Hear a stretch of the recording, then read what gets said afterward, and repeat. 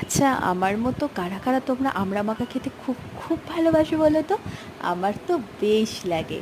আজকে তাই নিয়ে বসে পড়েছিলাম আমড়াটাকে ভালো করে মাখবো। তো সেই জন্য কিছু জিনিস নিয়ে নিয়েছিলাম। আমড়াটা বোন ভালো করে ধুয়ে কেটে নিয়েছে। তারপরে কাসুন্দি অ্যাড করব, নুন অ্যাড করব, আর লাল লঙ্কা পাশে ছেঁচা হচ্ছে।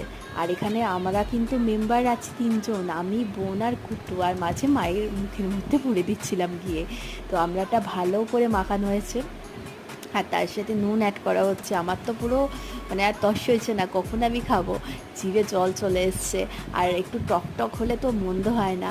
আমি এইভাবে কাঁচা আম মাখা, তারপর পেয়ারা মাখা, আর কুল মাখা, এগুলো খেতে কিন্তু খুব ভালোবাসি।